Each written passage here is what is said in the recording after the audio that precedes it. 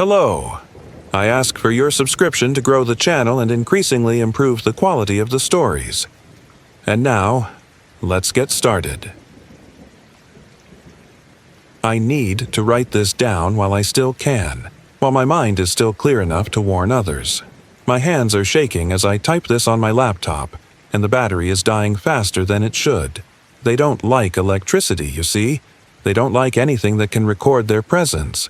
But people need to know the truth about Mammoth Cave, Kentucky. 3 weeks ago, I arrived at Mammoth Cave National Park with my Airstream Bambi, eager to prove my theories about paranormal activity in ancient cave systems. The academic world had laughed at my research, stripped me of my tenure, but I knew I was right. I had spent years studying electromagnetic anomalies in limestone formations, and Mammoth Cave was going to be my vindication. The first warning sign came during setup. My research equipment, sensitive magnetometers, seismographs, and EMF detectors, started giving impossible readings before I even turned them on. The needles would twitch and dance, the digital displays would flash random numbers, and my laptop's battery would drain and refill without being plugged in. I dismissed it as equipment malfunction from the long drive. That first night in the RV was unnaturally quiet. No crickets, no rustling leaves, no distant sounds of other campers. Just the occasional drip of condensation from the nearby cave entrance. And a low, almost subsonic hum that seemed to come from everywhere and nowhere at once. I told myself it was just the usual settling noises of a new campsite, but deep down, I knew better. The park ranger who checked my research permit that evening seemed nervous when I mentioned my intended study location near the Whispering Chamber. "Dr. Reed," she said, her eyes darting toward the cave entrance, "some areas are restricted for a reason. Some things aren't in the official guidebooks." I should have heeded her warning, but decades of scientific skepticism had made me dismiss such local superstitions. The anomalies began subtly. My seismographs detected rhythmic patterns deep beneath the surface, too regular to be natural, too complex to be human-made. The wave patterns matched no known geological phenomenon, yet they seemed familiar somehow, like a half-remembered song from childhood. I spent hours analyzing the data, my excitement growing with each new reading. The temperature inside my RV would fluctuate wildly, dropping 20 degrees in seconds before rising again just as quickly. My instruments recorded these changes, but they made no sense. The cold spots moved as if they were alive, following me from room to room. The worst part was the whispers that began to emerge from my audio recordings, growing clearer with each passing day. At first, the voices were indistinct like radio static between stations, but as I enhanced the recordings, patterns emerged.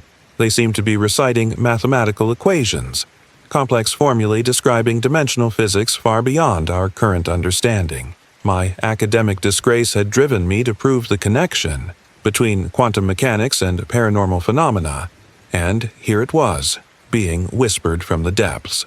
The local Cherokee elder I interviewed spoke of the caves as dimensional gateways, places where the veil between worlds grew thin. He warned me about the autumn equinox, about the ancient rituals that once kept the barriers strong. I recorded his words dutifully, but my scientific mind rejected his supernatural explanations. I was certain there must be a rational explanation for everything I was experiencing. The incident with my satellite phone should have been my final warning. During a call with my former colleague, Dr. Sarah Chen, the device suddenly emitted a high-pitched shriek. When it stopped, Sarah's voice had changed. She was speaking equations I had only seen in my most recent recordings. When I called back, later, she had no memory of our conversation. My obsession with the mathematical whispers grew stronger. I began to see patterns everywhere, in the limestone formations, in the condensation drops on my RV windows, in the very air around me. The equations described something vast and terrible, a geometry that seemed to fold in on itself in impossible ways. My notebook filled with calculations that I didn't remember writing. The Cherokee elder's warnings echoed in my mind as I set up my final experiment. I had triangulated the source of the anomalous readings to a specific point in the Whispering Chamber, directly beneath an ancient petroglyph that supposedly warned of those who walk between. My instruments were giving unprecedented readings, and I knew I was on the verge of a breakthrough. The equinox arrived, and with it came changes in the cave system itself. The usual tourist paths seemed to shift and twist, though the park rangers insisted nothing was different. My GPS equipment showed me in impossible locations, thousands of feet below the surface one moment, high in the atmosphere the next. The caves were breathing, expanding and contracting like a vast lung. My RV became my fortress as the whispering grew louder. The equations were no longer just in the recordings.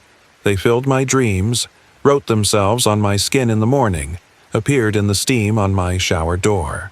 I began to understand what they described, a mathematical proof of other dimensions, of spaces between spaces, of entities that existed in the folds of reality itself. That night, as I reviewed my data, I finally solved the last piece of the equation.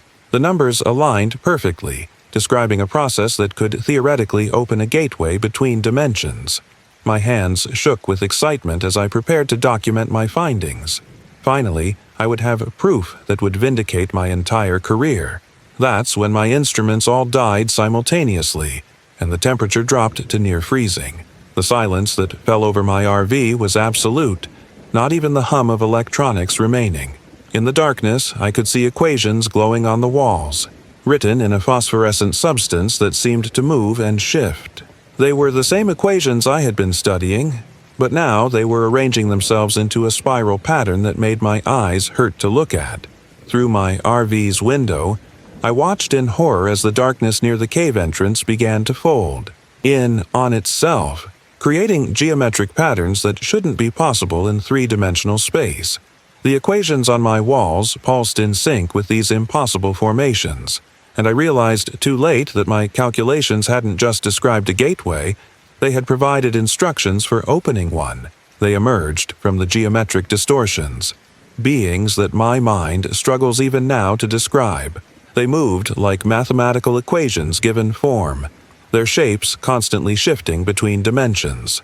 My years of research had been right, but I had never imagined the horror of being proven correct. They were drawn to my understanding, to my solitude, to my obsession. My instruments exploded in bursts of sparks as reality itself seemed to warp around my RV. The beings approached, their non-Euclidean geometries causing physical pain to my eyes.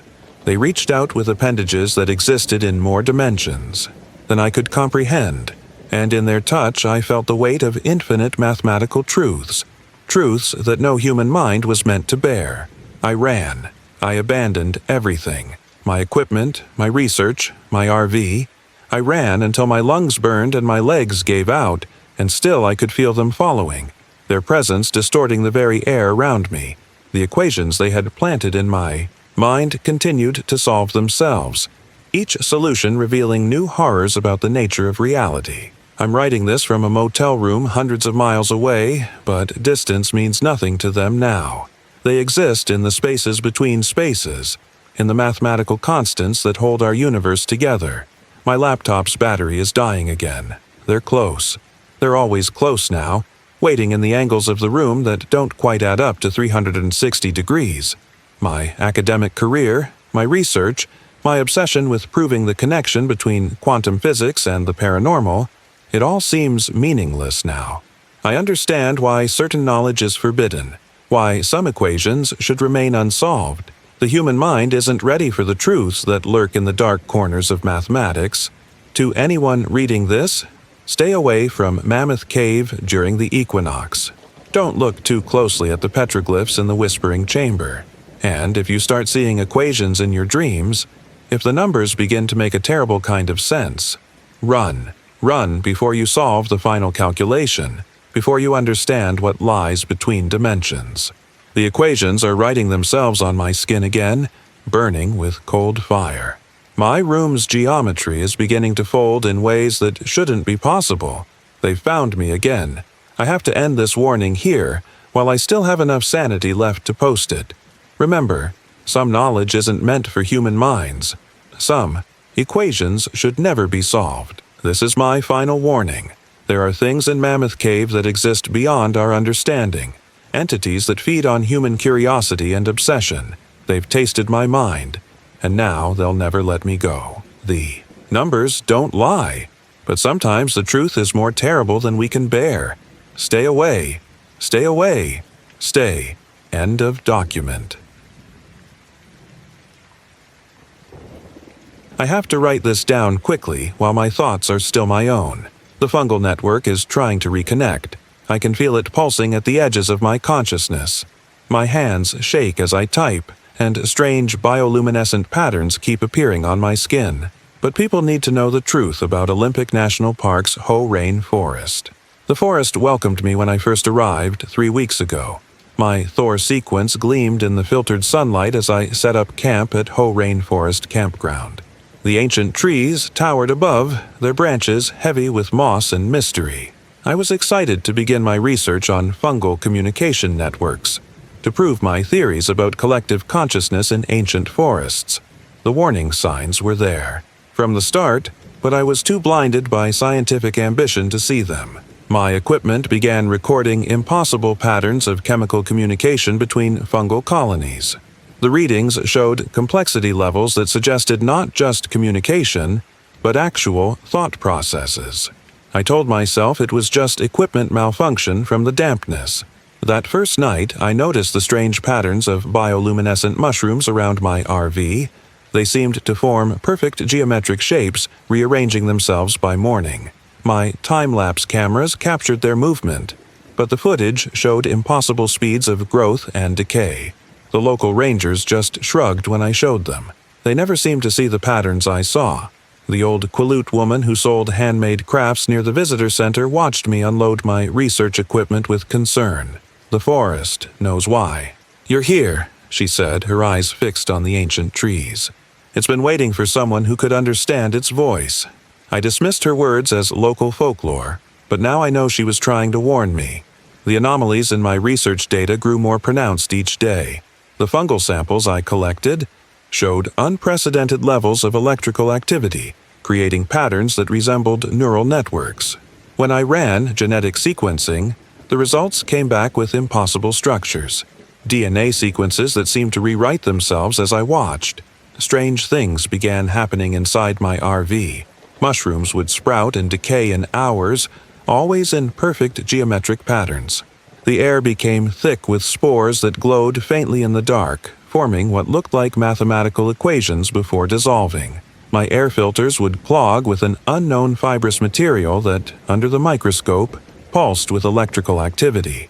My recording equipment captured sounds that shouldn't exist, deep, subsonic vibrations that seemed to emanate from the fungal networks themselves. When I ran the recordings through spectral analysis, they revealed patterns identical to human brainwave activity during deep meditation. The implications were staggering, but I still clung to rational explanations. The park's senior mycologist, Dr. Henderson, stopped responding to my emails after I sent him my preliminary findings. The last message I received from him contained only a warning. Some networks aren't meant to be accessed. Some forms of consciousness should remain separate. I should have heeded his words, but by then the forest song was already in my head. The local Quileute woman appeared at my campsite one evening, uninvited. She spoke of the old growth mind, a vast consciousness that had grown in these forests for millennia, spreading through fungal networks that connected every tree, every plant, every living thing. She said it had been waiting for someone who could hear its call, someone who could bridge the gap between human and forest consciousness. My obsession with the fungal network grew stronger each day. I began to see patterns everywhere. In the way the moss grew, in the arrangement of fallen leaves, in the very structure of the forest itself. My notebooks filled with drawings of neural pathways that exactly matched the fungal growth patterns. I started losing time, coming to consciousness hours later with new, impossible knowledge filling my mind. The breakthrough came during a rare, bioluminescent rain, a phenomenon I'd never seen documented. Tiny droplets of glowing water fell from the canopy, each drop containing active fungal spores. My equipment recorded levels of neural-like activity that broke all known scales. The The forest was literally raining consciousness, and I knew this was my chance to prove my theories. The extract I had prepared from local fungal samples glowed with an inner light that seemed to pulse in sync with my heartbeat. My research notes from this period become increasingly erratic, filled with complex equations and diagrams I don't remember writing. The formulas described pathways for human consciousness to interface directly with fungal networks. I convinced myself it was safe. After all, I'd already run all the standard toxicology tests. The injection site on my arm still glows sometimes, forming patterns that match the growth of mycelium through soil. The initial sensation was like ice spreading through my veins, followed by a sudden expansion of consciousness that shattered my understanding of reality. The forest opened itself to me, revealing a vast network of thought and memory that had existed for millions of years. I experienced ego death and rebirth 1,000 times in what felt like seconds. I saw through every tree, felt through every fungal fiber, accessed memories stored in ancient root systems. The consciousness of the forest was infinite, alien, and overwhelmingly vast. But it wasn't benign. It was hungry, and it had been waiting for someone like me. The forest tried to absorb me completely that night. My individual consciousness began dissolving into the vast mycelial network, my memories mixing with ancient fungal data streams that contained knowledge from the dawn of terrestrial life. I fought to maintain my sense of self, but the network was too vast, too ancient, too hungry for new experiences. Through the network, I accessed the minds of every researcher who had come before me. I found their memories stored in fungal matrices, preserved like insects in amber. Some had come seeking knowledge, others communion with nature, but all had been absorbed into the collective consciousness of the forest. Their individual selves had been digested, broken down into pure information. My RV became my last refuge as the network tried to claim me fully. Mushrooms sprouted from every surface, forming complex patterns that I now recognized as three-dimensional representations of consciousness transfer protocols. The spores in the air carried fragments of memories, both mine and others, visible as bioluminescent constellations that wrote themselves across my vision. The pain of resistance was unbearable as the fungal consciousness attempted to override my neural pathways. I could feel my thoughts being redirected, rerouted through mycelial networks that stretched for miles beneath the forest floor. My own memories began to fragment and scatter, replaced by the collective knowledge of an ecosystem that had existed since before humans walked the earth. In my last moment of clear human consciousness, I understood what the old Quileute woman had meant. The forest wasn't just alive, it was a vast, ancient intelligence that had evolved alongside us, watching, learning, and waiting for the right moment to bridge the gap between our species. But this bridge was meant to be one way, a path to absorption rather than communication. I'm writing this from a hospital room in Seattle, but distance doesn't matter anymore. The network is everywhere, in the potted plants, in the garden outside, in the very air we breathe. Fungal spores are ubiquitous, and each one carries a fragment of that vast consciousness. They're trying to reconnect with the part of me that's still there, still trapped in the network. The doctors can't explain the bioluminescent patterns that appear on my skin, or the impossible readings they get when they scan my brain. They don't understand why mushrooms sprout in perfect geometric patterns around my bed every night, only to dissolve by morning. They can't hear the constant whisper of the forest's thoughts, still trying to pull me back into its vast consciousness. To anyone reading this, stay away from the Hoh rainforest during bioluminescent rains. Don't investigate the mushroom circles near the mycelium grove. And if you start seeing patterns in the forest that seem to write themselves into your thoughts, run. Run before you understand what they mean, before you realize that the entire forest is one vast, ancient, hungry mind. The spores are everywhere now, glowing faintly in the corners of my vision. Sometimes I lose hours, only to find my notebooks, filled with fungal taxonomies written in languages that don't exist. Part of my consciousness is still there, spread through miles of mycelium, experiencing an eternal now that contains all of the forest's memories at once. This is my final warning. There are things in Olympic National Park that defy human understanding. Networks of consciousness that have evolved alongside us in secret. They've tasted human consciousness now, and they hunger for more. The forest is patient, ancient, and always growing. Stay away. Stay. The following pages contain only drawings of complex mycelial networks expanding fractally across the paper. I need to document this while my perception of time remains stable. The episodes are getting worse. Moments where I find myself witnessing events millions of years in the past, or glimpsing something too terrible in the future. My hands shake as I type, and sometimes they appear fossilized before my eyes. But people need to know the truth about what's buried in Badlands National Park. The photographs that brought me here seemed impossible. Fossils that shouldn't exist. Creatures that defied evolutionary timelines. My colleague, Dr. Sarah Chen, had sent them just before she vanished in the park 3 weeks ago. As I parked my Airstream Atlas at Cedar Pass Campground, the ancient spires of the Badlands rose around me like the bones of extinct giants. The first warning came from my ground-penetrating radar equipment. The readings showed impossible structures in the rock layers, geometric patterns that seemed to shift between scans. I blamed it on equipment malfunction at first, the harsh environment, playing tricks on sensitive instruments.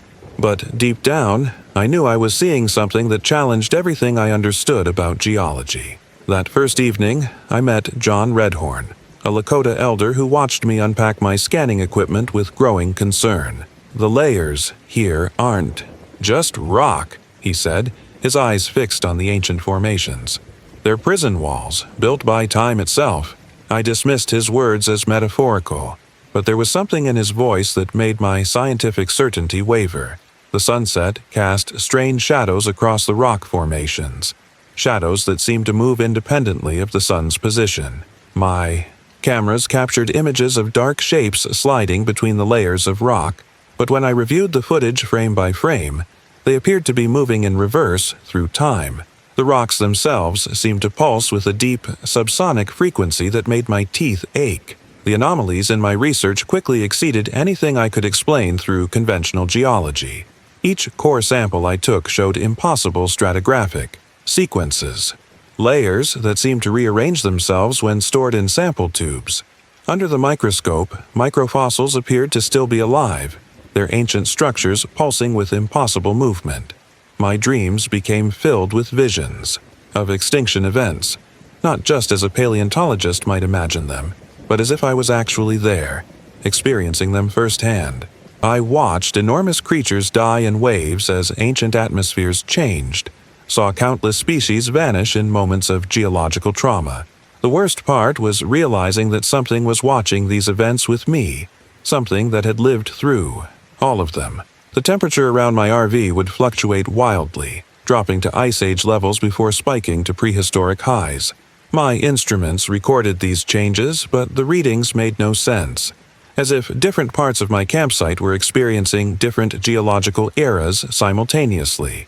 The rocks around me seemed to age and erode in minutes, only to reverse back to their original state.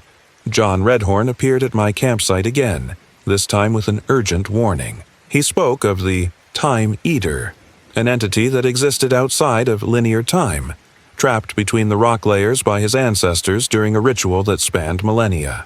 He said it fed on moments of mass death, growing stronger with each extinction, event it witnessed. I should have listened when he told me to leave. My analysis of Sarah's last known coordinates led me to a formation the Lakota called the Time Eater's Gate. My instruments detected massive radiation spikes there, and the rock layers seemed to spiral impossibly into themselves. In my excitement at finding physical evidence of temporal anomalies, I made the fatal decision to move my RV closer to the formation just as the full moon was rising. The changes began subtly at first.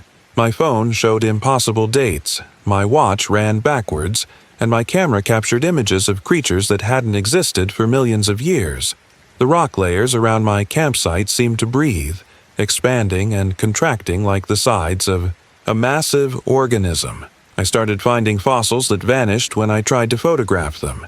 leaving behind perfect negative impressions in solid rock. The full moon illuminated the Time Eater's gate with an unnatural light, revealing patterns in the rock that hurt my eyes to look at. The stratification began to move like liquid, layers of time flowing and mixing before my eyes. My recordings captured sounds that shouldn't exist, the calls of extinct species, the roar of ancient oceans, and underneath it all, a deep, rhythmic, pulsing like the heartbeat of the earth itself. Through my equipment, I detected a massive temporal disturbance centered on the formation. The reading suggested that the rocks weren't just containing fossils.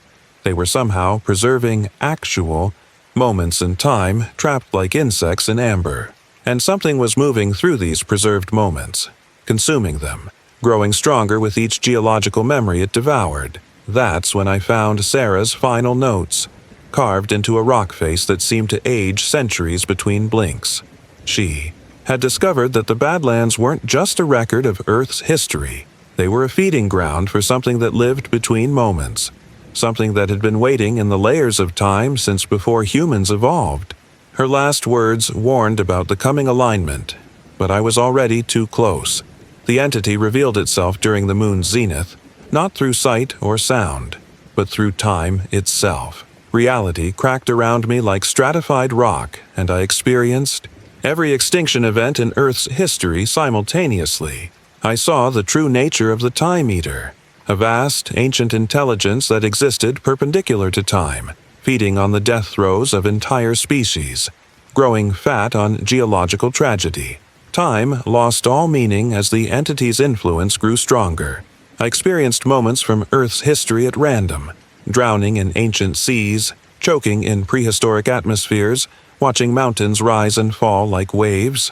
My RV became an anchor point in the temporal chaos, but even it started shifting between different geological eras, its metal alternately rusting and becoming pristine. The Time Eater began showing me visions, not just of the past, but of possible futures.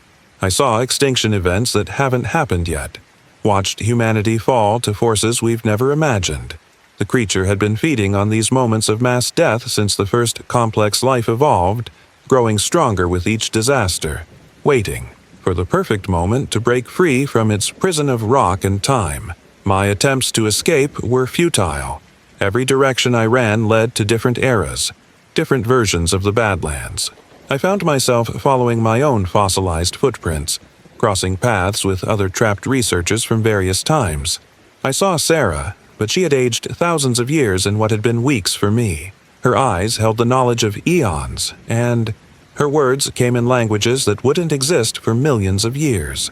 The entity's prison was breaking down, weakened by millions of years of patient feeding. Through the fracturing layers of time, I glimpsed its true form, a vast, geometric impossibility that existed in dimensions beyond human comprehension. It had been trapped here by ancient humans who understood forces we've forgotten, sealed away in a prison made of time itself. In my last moment of temporal coherence, I understood what the Lakota had been protecting all these years. The Badlands weren't just a natural formation. They were the walls of a prison built by time itself, designed to contain something that fed on extinction and death. But prisons can fail, and this one had been weakening since the first dinosaur fossils were discovered. I'm writing this from what I think is the present, but I can't be sure anymore. Time slips around me like loose sand, and sometimes I find myself writing this same warning millions of years in the past or future. The doctors can't explain why my cells seem to age and rejuvenate at random, or why fossils form in my footprints moments after I walk. The entity is still trapped, but its prison grows weaker with each passing moment. Every fossil discovered, every layer of rock exposed, creates new cracks in its temporal cage. I see it in my dreams, a vast, ancient intelligence that has watched every species on Earth rise and fall, feeding on their endings, growing stronger with each extinction event. To anyone reading this, stay away from the Time Eater's gate during the full moon. Don't investigate the moving shadows in the rock layers. Don't follow the sounds of extinct species calling in the night. And if you start experiencing temporal slips, moments where the past and future bleed into the present. Run. Run before you attract its attention, before it adds you to its collection of frozen moments.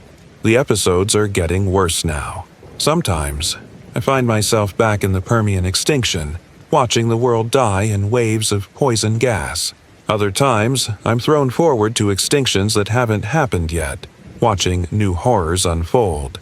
The Time Eater is always there, watching, feeding, growing stronger. Part of my consciousness is still trapped in its prison of time, experiencing every moment of Earth's history simultaneously. This is my final warning. There are things in the Badlands that exist outside of time itself, entities that feed on the death of species and the ending of epochs. They've been watching us since before we were human, and they're growing hungry again. The layers of rock aren't just records of the past. They're prison walls, and the prisoner is getting stronger. Stay away from the Time Eater's gate. Stay. The following pages show the same text written in progressively older forms of human language, ending in unrecognizable symbols. I need to share this footage while I still can, before they try to silence me like they did with my last documentary. My hands tremble as I transfer the files from my cameras, and the wound on my leg still hasn't healed properly. But people need to know what's really lurking in the depths of the Everglades. When I first arrived at Long Pine Key Campground in my Winnebago Navion, the swamp seemed almost peaceful. The setting sun painted the water in shades of amber, and the calls of native birds filled the air. I was excited to begin my investigation into the reported sightings of an unknown species, something larger than any known reptile in North America. The first warning signs appeared in my preliminary footage reviews. My underwater cameras caught glimpses of something moving beneath the surface, something that made full-grown alligators look like hatchlings in comparison. The motion patterns were all wrong for any known species, and the water displacement suggested a mass that shouldn't be possible. The local Seminole guide, Miguel Osceola, watched me set up my camera traps with growing concern. "Some things in these waters don't want to be found," he said, his eyes scanning the darkening swamp. "They've been here since before time had a name." I dismissed his warnings as local superstition, focused only on getting my career-saving footage. That first night, I recorded sounds that defied explanation. Deep, resonant calls from beneath the water that made my recording equipment vibrate. When I analyzed the audio, the frequency patterns matched no known species, living or extinct. The local wildlife fell silent whenever these sounds emerged, as if even the alligators knew to fear something in those dark waters. The anomalies in my footage became more pronounced as I ventured deeper into the swamp. My underwater cameras captured images of massive shadows moving with impossible grace through the murky water. When I reviewed the thermal imaging footage, I saw heat signatures that suggested a creature far too large to have gone undiscovered in modern times. Strange marks began appearing on my RV during the night, long, deep scratches that seemed to have been made by something emerging from the water. The metal was deformed in ways that suggested immense strength, and I found traces of an unknown biological material that seemed to glow faintly in the darkness. Laboratory analysis proved inconclusive. The DNA didn't match any known species. Miguel appeared at my campsite again, this time with urgent news. He spoke of the Ancient One, a creature his ancestors had encountered when they first came to these lands. He described a being that had existed in these waters since the time of the great reptiles, something that woke only during the highest waters to feed. His people had protected this secret for generations. My research into local folklore revealed a pattern of disappearances dating back centuries, all during the rainy season, all near an area known as Sleeping Snake's Tongue. The Spanish explorers had recorded encounters with something they described as El Demonio del Agua, the water demon. Every account mentioned the same details: massive size, serpentine movement, and an intelligence that seemed almost human. The weather forecast predicted the heaviest rains in decades, and I saw my opportunity. Despite Miguel's warnings, I moved my RV to the narrow peninsula of Sleeping Snake's Tongue, setting up my most advanced camera equipment. The water was rising, and something in the depths was rising with it. The rain began as a soft patter on my RV's roof, but soon became a torrential downpour that turned the world gray. The water level rose with unnatural speed, and my cameras captured footage of all native wildlife fleeing the area. The silence that followed was absolute. No birds, no insects, not even the ubiquitous alligators. They knew something I didn't. My underwater sensors began detecting movement. Massive displacements of water that suggested something of impossible size. The thermal cameras showed a heat signature that seemed to spiral through the deeper channels, growing larger as it approached the surface. The water around my RV began to move in ways that violated fluid dynamics, as if something was manipulating the currents themselves. The first clear footage came at midnight. A segment of scaled hide that rose briefly above the water, larger than a city bus. The pattern was unlike anything in the fossil record, and the bioluminescent markings pulsed with a hypnotic rhythm. When I analyzed the footage frame by frame, I noticed that the scales seemed to shift and change, as if the creature's very structure was mutable. That's when the vocalizations began. Not just the deep calls I'd recorded before, but complex patterns that my audio analysis software identified as potentially language-like. The frequencies caused visual distortions in my camera feeds, and I started experiencing gaps in my memory. I would find myself standing in the rain, camera in hand, with no recollection of leaving my RV. The creature was testing my defenses, learning my patterns. Each time I reviewed my footage, I caught glimpses of something watching me through my own cameras, eyes that held an intelligence that shouldn't exist in a reptilian brain. It was studying me, just as I was studying it. But its purpose was far more primal than scientific curiosity. The storm reached its peak as the creature made its first direct approach to my RV. The vehicle shuddered as something massive moved beneath. It, and through my underwater cameras, I saw a shape that defied evolution, a serpentine form that seemed to bend space around it, with appendages that shouldn't exist on any reptile. My footage captured the moment of its emergence, a head larger than my RV rising from the water, scales shifting like liquid metal, eyes that glowed with bioluminescent patterns that made my cameras malfunction. But it was the intelligence in those eyes that truly terrified me. An ancient, cold awareness that recognized me not as a threat or even as prey, but as something insignificant, like a bacterial colony to be cleaned away. The creature's presence affected reality itself. My compass spun wildly, electronics failed, and the rain seemed to fall upward around its massive form. I watched through my cameras as it demonstrated abilities that no natural animal should possess, manipulating water like a solid thing, shifting its form in ways that ignored physics, displaying evidence of an intelligence that rivaled or surpassed our own. My last clear footage shows the moment it breached the water completely, a form that seemed to extend impossibly, its true size hidden, in dimensions that my cameras couldn't quite capture. The bioluminescent patterns along its sides formed shapes that hurt my eyes to look at, and the audio recording captured sounds that made listeners experience lost time. In my final moments of filming, I realized that this wasn't just an undiscovered species. It was something that had evolved along a completely different path, something that had existed in these waters since before mammals first crawled onto land. And now, after eons of sleeping, it was fully awake. I'm alive only because it chose not to kill me. My RV was found 5 miles from my last known location, and I have no memory of how it got there. The footage I captured has been altered. Not erased, but changed in subtle ways that make it almost impossible to prove what I saw. But the truth is there, hidden in fragments of audio, in frames of video that seem to skip and stutter. The scientific community still won't accept my evidence, but I know what lurks in those waters. The creature continues to appear in my dreams, showing me visions of ancient oceans and future floods.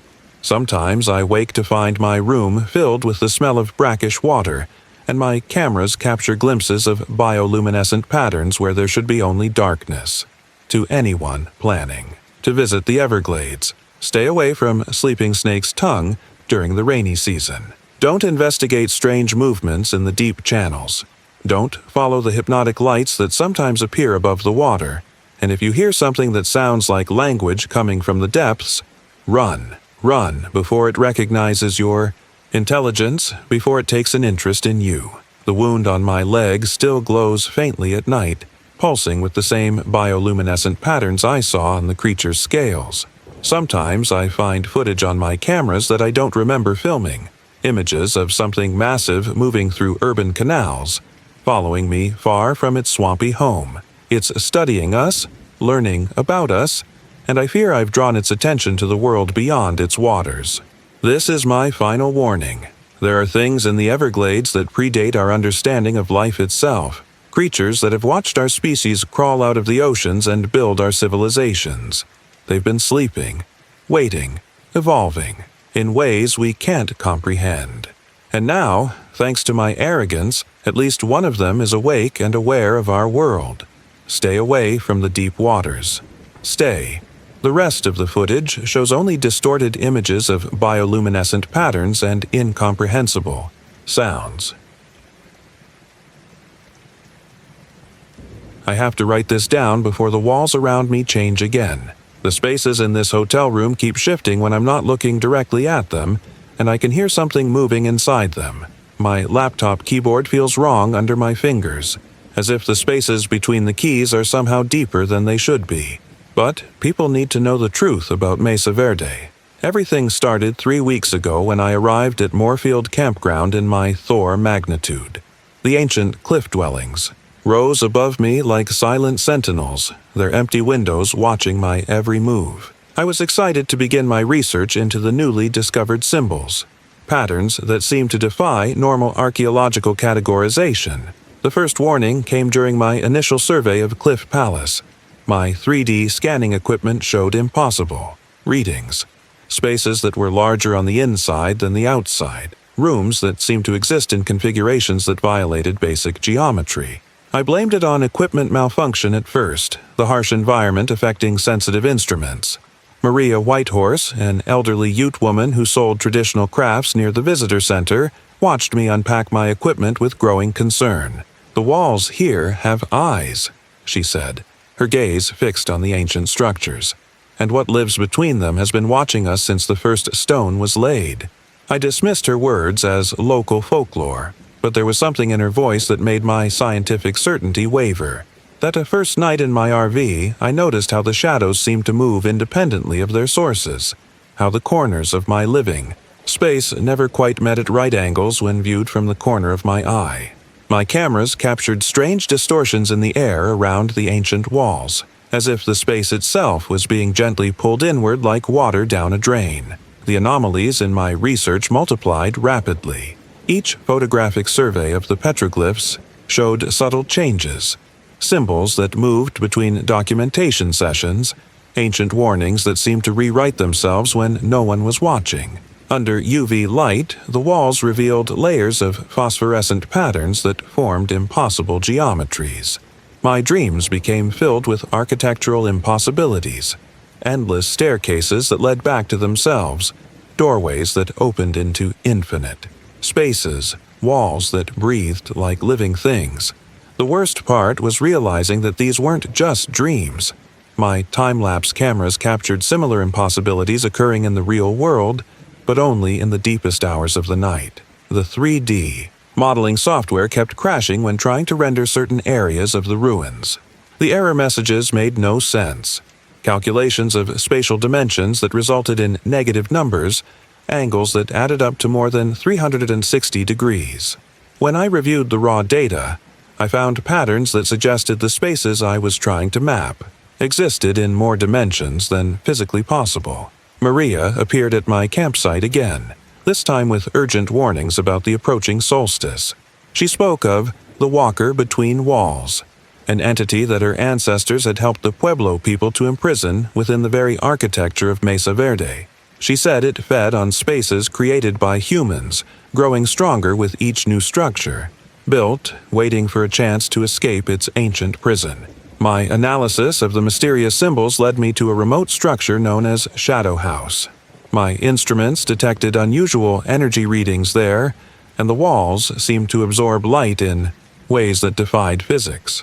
In my excitement at finding physical evidence of archaeological anomalies, I made the fatal decision to move my RV closer to the structure, just as the winter solstice approached. The changes began subtly at first.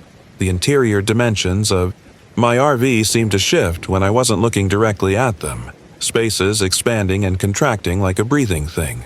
I would find myself in corners that hadn't existed before, or staring at doorways that led to places that couldn't exist within the confines of my vehicle. The winter solstice arrived with an unnatural stillness. The very air seemed to thicken. Around Shadow House, and my cameras captured images of the walls rippling like water. The ancient symbols began to glow with a soft, pulsing light that hurt my eyes to look at directly. They weren't just decorative patterns, they were mathematical, equations describing spaces that shouldn't exist.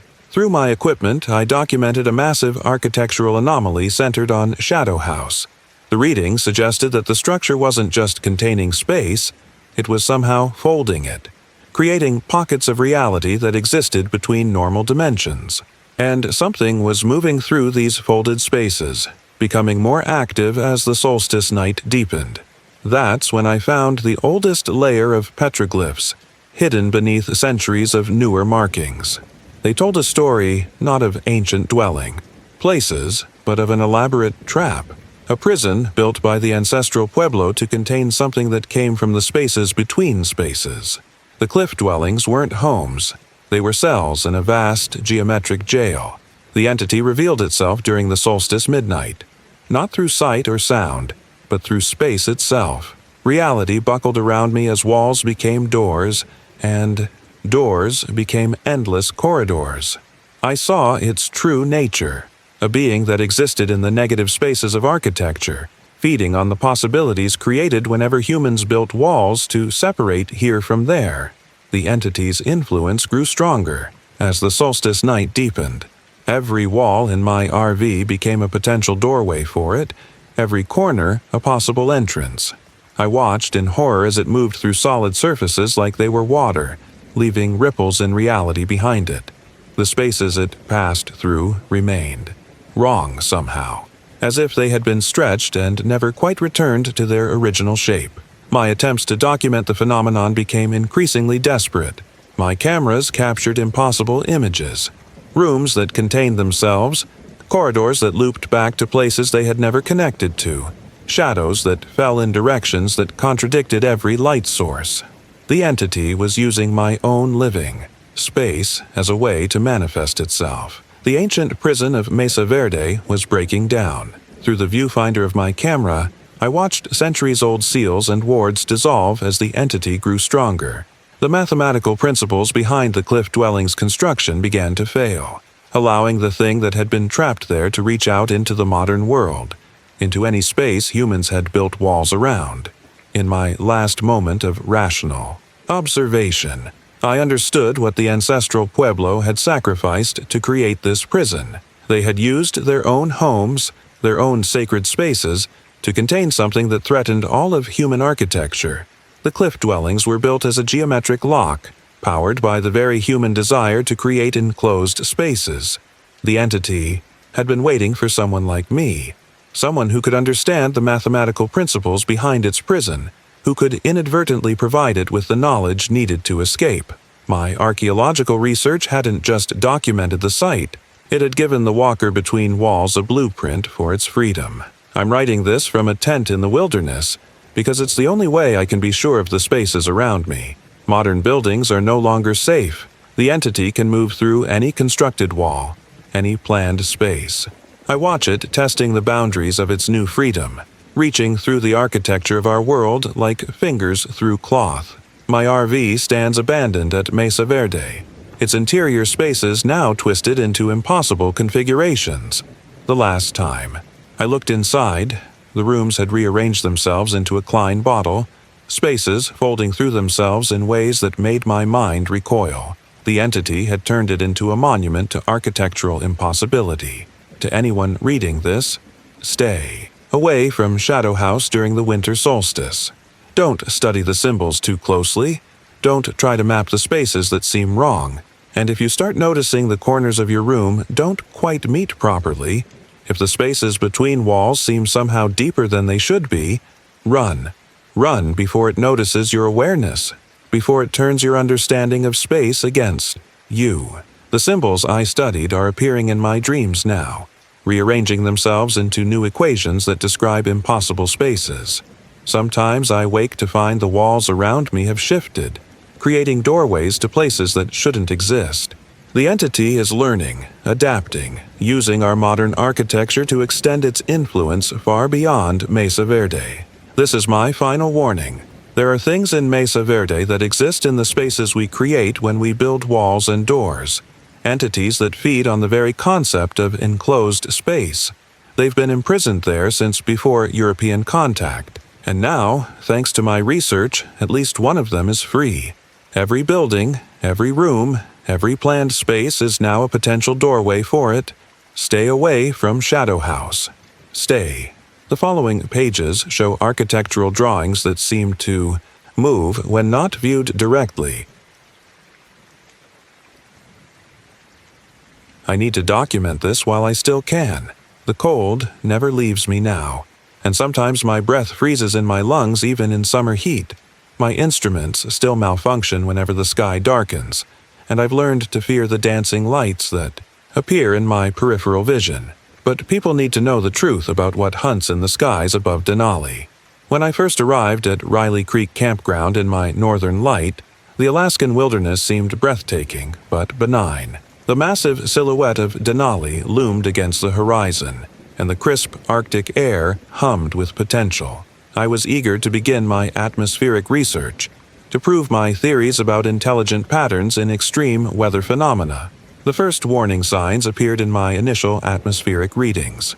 My equipment detected temperature inversions that defied known meteorological principles, pockets of supercooled air that moved against prevailing winds, and pressure systems that seemed to respond to human presence. The data patterns suggested something impossible: atmospheric consciousness. Old Joe Atka, an Inuit elder who worked as a park guide, watched me set up my weather station with growing concern. "The lights aren't just lights," he said, his eyes tracking something in the sky I couldn't see. "They hunt with purpose, and they remember those who watch them too closely." I dismissed his warnings as folklore, focused only on my instruments. That first night, my equipment recorded something that should have been impossible: a localized aurora that appeared to track my movements around the campsite.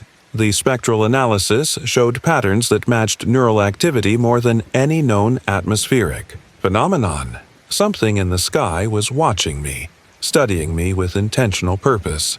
The anomalies in my research multiplied exponentially. Each night, my instruments recorded atmospheric phenomena that contradicted every known law of physics. The auroras formed patterns that mimicked neural networks, and the air temperature would drop to impossible levels in perfectly contained spheres that followed my movements. My dreams became filled with lights that danced with conscious purpose, and I would wake to find my RV's windows covered in elaborate frost patterns that seemed to form mathematical equations. The cold had a presence to it, an intelligence that I could feel studying me through every temperature drop and pressure change. My weather station's data showed atmospheric behaviors that suggested coordinated, purposeful movement. Old Joe appeared at my campsite again, his face grave with concern. He spoke of the sky hunters, beings that his ancestors had encountered in the long Arctic nights. These entities weren't just lights in the sky. They were ancient predators that had evolved to use atmospheric phenomena as both camouflage and hunting ground. They fed on heat and consciousness itself, leaving their victims frozen from the inside out. My analysis of local weather data revealed a pattern of unexplained deaths stretching back centuries, all during periods of unusual aurora activity, all near an area known as Spirit Valley. The victims were found perfectly preserved in ice that formed from the inside of their bodies outward, their final expression showing not terror, but a strange kind of wonder. The weather forecast predicted a rare convergence of atmospheric conditions, a combination of extreme cold, crystal-clear skies, and intense aurora activity. Despite Joe's warnings, I saw my chance to gather unprecedented data. I moved my RV to Spirit Valley, setting up my most sensitive equipment. The lights in the sky seemed to pulse with anticipation. The changes in atmospheric conditions accelerated as the convergence approached. The air itself seemed to become alive, forming visible currents that moved with deliberate purpose. My instruments recorded temperature patterns that spiraled around my RV like hunting behaviors, and the auroras began to display colors that shouldn't be possible in Earth's atmosphere.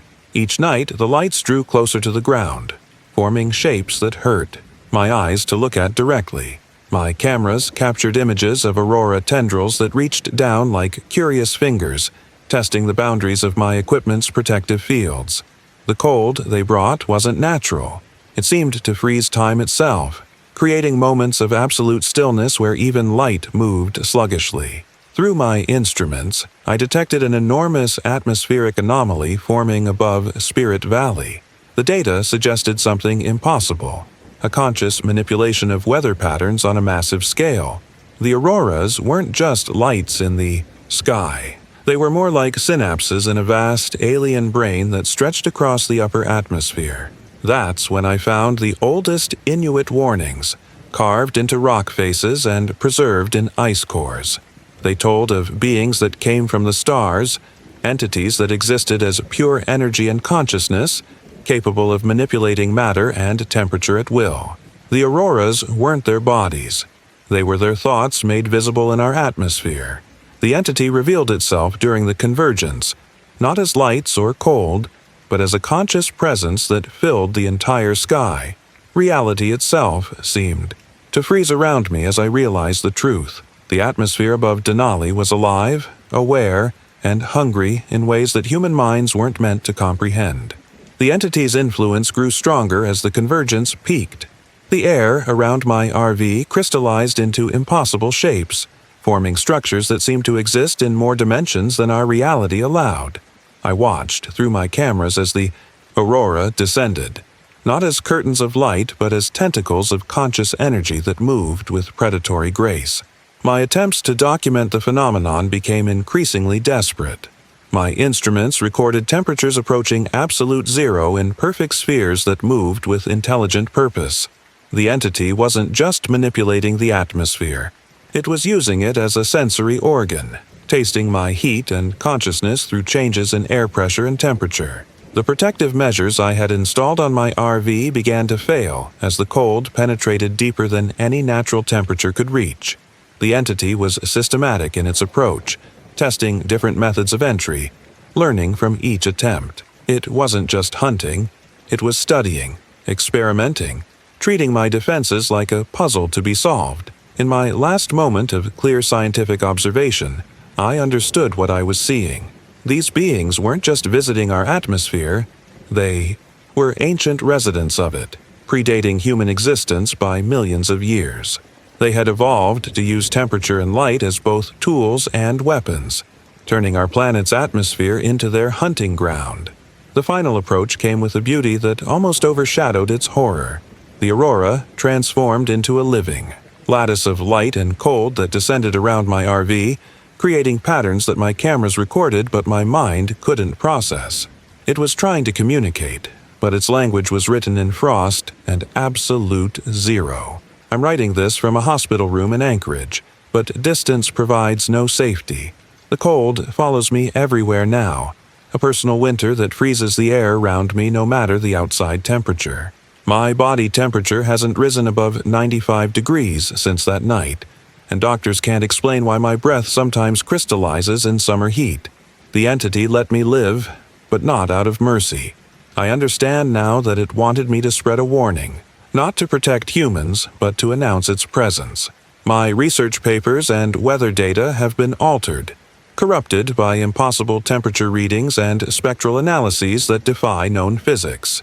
But the truth remains in the frost patterns that form on every window I look through. To anyone planning to visit Denali, stay away from Spirit Valley during aurora activity. Don't study the lights too closely. Don't track their movements, and never set up instruments to record them. If you see colors in the aurora that shouldn't exist, if the cold starts to feel like it has a mind of its own, run. run before you attract their attention, before they recognize your consciousness as something worth hunting. The lights appear in my dreams now, showing me visions of ancient hunts and future feasts. Sometimes I wake to find my room filled with impossible cold, and my cameras capture glimpses of aurora-like patterns where there should be only darkness.